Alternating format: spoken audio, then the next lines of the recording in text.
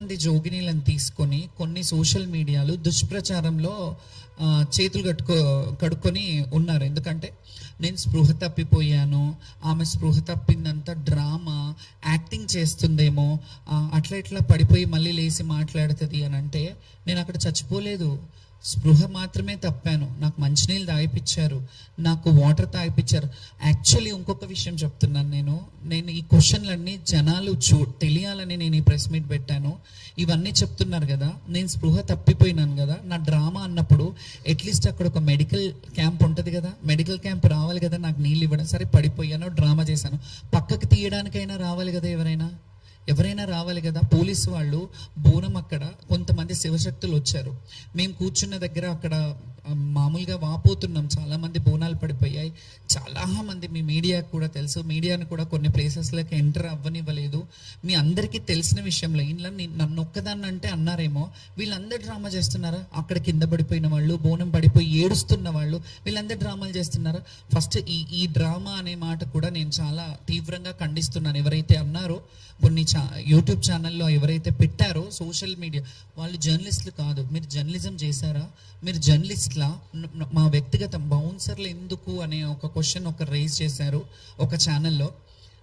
ఆ ఛానల్ ఏదో కూడా నేను చెప్తాను, ఆ వ్యక్తులు ఎవరో కూడా చెప్తాను. ముందుగా నేను చెప్పే ముందు మీకు అర్థం కావాలని చెప్తున్నాను. అందులో బౌన్సర్లు ఎందుకు, ఈమెకు బౌన్సర్లు అవసరమా, అయినా శివశక్తులు జోగినీలకి బౌన్సర్లు అవసరమా అంటే అవసరమే. ఎందుకో చెప్పనా, లక్షలాది మంది మన్నలను, లక్షలాది మంది ప్రేమను సంపాదించుకున్న మేము, కొంతమంది చెడుగా ఉంటారు, కొందరు మంచిగా ఉంటారు, అందులో ఎక్కడ కూడా అపశృతి జరగొద్దు.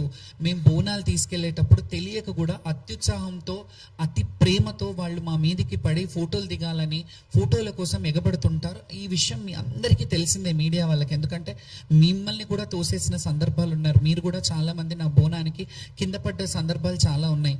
సో ఆ బౌన్సర్లను పెట్టుకున్నారంటే ఆ బోనం పడొద్దు, బోనం భంగం కావద్దు అని చెప్పి ఈ కల్చర్ని భ్రష్టు పట్టియొద్దు, కల్చర్ని రిప్రజెంటేషన్. నేను అమ్మకి 365 రోజులు మనకు అన్నం పెట్టే అమ్మకి మనం ఒక రోజు బోనం చేస్తున్నామంటే అది పవిత్రంగా తీసుకెళ్లాలని ఒక్క పొద్దుతో, ఉపవాసంతో మేము వెళ్ళి అమ్మవారికి నైవేద్యం, ఆటపాటలతో, డప్పు చప్పుళ్లతో ఇవన్నీ వెళ్ళి మేము ప్రజెంట్ చేయడం జరుగుతుంది.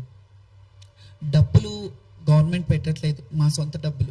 మేము అలంకరించుకునే అలంకారం మా సొంత డబ్బులు, మేము వేసుకునే పూలదండలు మా సొంత డబ్బులు, మేము పెట్టుకునే బౌన్సర్స్ కూడా మా సొంత డబ్బులతో, మా వ్యక్తిగత డబ్బులతో మేము ఖర్చు పెట్టుకుంటాం. ఎందుకంటే కల్చర్ని రిప్రజెంట్ చేయడం మాత్రమే మాకు తెలుసు. కల్చర్ని రిప్రజెంట్ చేయాలి, మేము బోనాలు తీసుకెళ్ళాలి, అమ్మని, తల్లిని చూడాలి. సంవత్సరం అంతా ఎదురు చూసే ఘట్టం ఏదైతే ఉంటుందో, ఆ సికింద్రాబాద్, ఉజ్జయిని మహంకాళి కావచ్చు, ఎల్లమ్మ, బలకంపేట ఎల్లమ్మ కావచ్చు, ఏడుపాయల దుర్గమ్మ కావచ్చు, కొమరవెల్లి మల్లికార్జున స్వామి కావచ్చు, ఐలవేణి కావచ్చు, మేడారం సమ్మక్క సారక్క జాతర కావచ్చు, అక్కడ అన్ని వేలాది లక్షలాది మంది శివశక్తులు, భక్తులు అందరూ వెళ్ళడంలో, శివశక్తులు కొంత ప్రత్యేకమైన అలంకారాల్లో ఉండడంలో తప్పే ఉంది. మేము ఇట్లా రెడీ అవుతారు, ఒక ఆడవాళ్ళు ఒక వ్యక్తిగత ఇదిని, మీరు డ్రెస్సింగ్ని, లేకపోతే మేము రెడీ అయ్యే విధానాన్ని మీరు బయట వేరేగా పోర్ట్రేట్ చేస్తున్నప్పుడు మీకు కొంచెం కూడా సిగ్గు అనిపించట్లేదా? అట్లా ఒక వ్యక్తిని మీరు అంటే బట్టల దుస్తుల రూపంలో కానీ, లేకపోతే ఇంకా మా వేషధారణ రూపంలో డీగ్రేడ్ చేయడం కాదా ఇది? డిగ్రేడ్ చేయడం, మమ్మల్ని తక్కువ చేసి మీ హేళన చేయడం కాదా ఇది? మా వస్త్రధారణ మీద మీరు అట్లా హేళ చేయడం అదొకటి. ఇంకొకటి, అందులో కొంతమంది పోలీసుల హడావిడి జరిగింది, పోలీసుల గొడవలు జరిగినాయి. నెక్స్ట్ డే మమ్మల్ని పంపించేశారు. బోనము వేరే కొంతమంది జోగినీలు మేము అక్కడ కూర్చున్నప్పుడు వచ్చేసి గబగబల్ని, ఏమైందో తెలియదు మాకు, మేము వచ్చేసినాము, వాళ్ళు కూర్చునేసరికి బోనం ఎక్కించాం. కొంచెమన్నా బుద్ధుంది మాట్లాడుతున్నారా మీరు? శివశక్తులకి ఈ మాట చెప్తున్నాను. నేను ఈ రోజు కూడా ఇవన్నీ పక్కన పెడితే, నేను ప్రభుత్వంతో కొట్లాడానా, ఇవన్నీ కొట్లాడానా పక్కన పెడితే, నేను డైరెక్ట్ క్వశ్చన్ ఒక శివశక్తులకు వేస్తున్నాను ఈ సవాలు. ఇన్ని రోజులు శివశక్తులకు మేము ఏదైతే చేస్తున్నామో, శివశక్తుల గురించి పోరాడుతున్నామో, ఏ రోజు నా గురించి పోరాడలేదు. నా గురించి, ఒక్కదాని గురించి అయితే, నా గ్రీన్ కార్డ్ కార్పెట్ కాదు, 7 కలర్స్ ఆల్ కలర్స్ కార్పెట్లు వేసేస్తారు. నేను నా క్యాలిబర్ ఏంటో నాకు తెలుసు, కానీ నేను ఏ రోజు అలా అడగలే. మా శివశక్తులకు ఒక క్యూ లైన్ పెట్టండి, మా బోనాల వాళ్ళు ఇన్ని కిలోల బరువును ఎత్తుకొని ఉంటారు, మా బోనాలు ఎత్తుకునే శివశక్తులు బోనాల వాళ్ళు కానీ మహిళలు ఉంటారు, చిన్నపిల్లలతో వస్తుంటారు, చిన్నపిల్లల్ని బిడ్డలని చంటి బిడ్డలని ఇళ్లలో పెట్టి బోనం ఎత్తుకోవాలి, అమ్మకు ఆ రోజు బోనం చేయాలనే తపనతో చాలా వేలాది మంది భక్తులు వస్తుంటారు. వీళ్ళందరి గురించి నేను పోరాడితే మీరు ఈ రోజు కొంతమంది శివశక్తులు పనిగట్టుకొని ఆమె పబ్లిసిటీ స్టంట్ చేసిందేమో, ఆమె మాకు ఈఓలు పిలిచారు, మాకు ఎండోమెంట్ వాళ్ళు పిలిచారు, ఈ ఆఫీసర్ రిసీవ్ చేసుకున్నాడు, ఆ ఆఫీసర్ రిసీవ్ చేసుకున్నారు అని చెప్తున్నారు కదా. వాళ్ళకి నేను ఒక సవాల్ వేస్తున్నాను, ఒక ప్రశ్న అడుగుతున్నాను. మీకు ఆ ప్లాట్ఫామ్ వాళ్ళు మిమ్మల్ని పిలుస్తున్నారు చూడు, ఆ ప్లాట్ఫామ్ వాళ్ళు పిలవడానికి కారకురాలు బాధ్యురాలని నేను. ఎందుకంటే ఎన్నోసార్లు రోడ్ల మీద కూర్చొని, ఎన్నోసార్లు ఉద్యమాలు చేసి, ఎన్నోసార్లు మా శివశక్తుల హక్కుల గురించి పోరాడాను. నేను ఇప్పుడు కూడా ఎవరో అన్నారని నేను పోరాటం ఆపను. ఎందుకంటే నన్ను నమ్ముకొని ఉన్న వాళ్ళు కూడా చాలా మంది ఉన్నారు. చాలా మంది శివశక్తులకి వాళ్ళకి రోజు కూడా పూట కూడా గడవని శివశక్తులు ఉన్నారు. చాలా మంది చచ్చిపోతే వాళ్ళ అంతిమ సంస్కారాలు, దహన సంస్కారాలు చేయడానికి కూడా డబ్బులు లేని శివశక్తులు చాలా మంది ఉంటే చాలా మందికి చేశాం. ఇవన్నీ పబ్లిసిటీ చేసుకోవాలంటే ఎప్పుడో చేసుకోవచ్చు, కానీ మేము అలా పబ్లిసిటీ కాదు. శ్యామలకు ఒక శివశక్తిగా 200-300 సంవత్సరాలు నా అకౌంట్లో వేసుకొని అన్ని రోజులు బ్రతకాలని రాలేదు. నేను ఉన్నన్ని రోజులు 4 రోజులు బ్రతికినా, ఆ 4 రోజులు ఒక 10 మందికి సేవ చేయాలి. ఒక శివశక్తులు, నేను ఈ కల్చర్లో ఉన్నాను, నా కల్చర్ని బాగుపడాలి, నా కల్చర్ ఎదుగుదలని నేను చూడాలి. ఈ బోనాల కల్చర్లో ఎవరైతే జోగినీలు ఉన్నారో, శివశక్తులు ఉన్నారో వాళ్ళు కూడా ఉన్నతమైన స్థాయిలో ఉండాలి, ఉన్నత పొజిషన్లో చూసి నేను సంతోషించాలి. ఎందుకంటే నేను సినిమాలు చేశాను, నేను డాక్టరేట్లు తీసుకున్నాను, ఇవన్నీ ఒక్క రోజులో అవ్వలేదు. నేను నా 35 ఏళ్ళ శ్రమ, నా 35 ఏళ్ళ కష్టాన్ని ఎవరో వచ్చి అనామకులు వచ్చేసి నువ్వు ఇట్లా అని అంటే పడడానికి ఇక్కడ ఊరుకోవడానికి లేదు. నేను ఎంత కష్టపడితే నాకు ఆ సర్వీస్ వచ్చింది.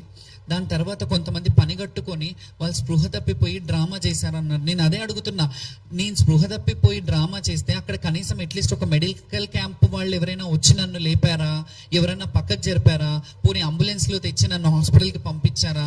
మీరు చేస్తున్నారంటే అది చెయ్యాలి కదా. నేను అక్కడ 2 నిమిషాలు పడ్డాను, 2 సెకండ్లు పడ్డాను, 5 నిమిషాలు పడ్డాను, కానీ పోలీస్ వాళ్ళు అయితే వచ్చి పక్కకు జరపాలి కదా.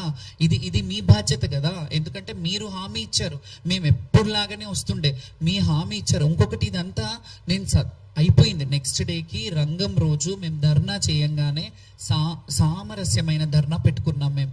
ఎందుకంటే రంగం జరుగుతున్న సమయంలో ఇబ్బంది పెట్టొద్దు అని మేము బయట నుంచి ప్రొటెస్ట్ చేశాం. ఆ ప్రొటెస్ట్కి పోలీసు వాళ్ళు, మంత్రి పొన్నం ప్రభాకర్ గారు, అలాగే శాసనసభ వర్యులు తలసాని శ్రీనివాస్ యాదవ్ గారు, వద్దమ్మా ఇట్లా ఇంకొకటి ఇందులో చెప్తాను, అమ్ముడు పోయారు మీరు అనే మాట కూడా కొందరు చెప్పారు. అది అమ్ముడు పోయిన అంటే ఎలా అడిగారంటే, మేము బయట ధర్నా చేశాము, ధర్నా చేయంగానే వద్దు మీరు అలా చేయకండి, బాగుండదు, మీరు రండి మాట్లాడుతున్నారని ఒక మంత్రివర్యులు, రాష్ట్రానికి సంబంధించిన మంత్రివర్యులు పిలిపిస్తే వాళ్ళని డిస్రెస్పెక్ట్ చేయాలా? నేను అక్కడే ఉండి, లేకపోతే వాళ్ళతో వెళ్ళి మాట్లాడి సంజయ్షికి వాళ్ళు మా సమస్యలు అడిగి పరిష్కరించాలని అని పిలిచినప్పుడు మేము మాట్లాడకుండా లేదు మీరే రండి అంటానా?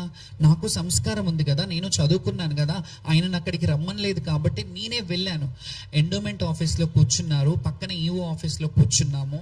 లోపల ఒక ఆఫీసర్, ఒక ఐపీఎస్ ఆఫీసర్ ఉన్నారు, మంత్రి గారు ఉన్నారు, మా ఎమ్మెల్యే గారు ఉన్నారు. వాళ్ళందరూ కొంతమంది జోగినీలతో, శివశక్తులతో ఏం కావాలి మీకు అని అడిగారు.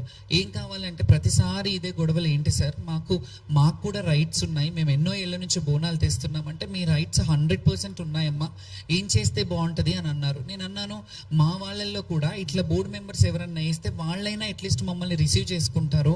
ఒకరు మాలాంటి వాళ్ళు ఎవరన్నా ఇక్కడ టెంపుల్ దగ్గర ఎవరన్నా మా శివశక్తుల సంబంధించిన వాళ్ళని వేసి ఉంటే ఆ కమిటీలో కానీ, లేకపోతే అక్కడ చుట్టుపక్కల వాళ్ళు మమ్మల్ని చూసుకోవడానికి ఒక ఇన్ఛార్జ్గా ఒక శివశక్తిని నేను ఒక్కదాన్ని ప్రతి ప్లేస్లో చేయలేను. నన్ను చేయమని నేను అడగలేదు. ఎవరినన్నా వేస్తే వాళ్ళు ఇంకా మిగతా వాళ్ళని ప్రోత్సహిస్తారు కదా. ఒకరి త్రూగా ఒకరికి మా సంఘం, మా సంస్థ కానీ కొంత మెరుగుపడతారు. అంటే మా కల్చర్ని ఇంకా ముందుకు తీసుకెళ్ళడానికి ప్రయోజనం అవుతుంది అని అంటే ఆయన చాలా బాగా చెప్పారు, బాగా స్పందించారు. ఎస్ అమ్మా, మీరు ఎట్లా అంటే అట్లా, ఖచ్చితంగా మీ రైట్ అది. పొన్నం ప్రభాకర్ గారికి చాలా కృతజ్ఞతలు చెప్తున్నాను నేను.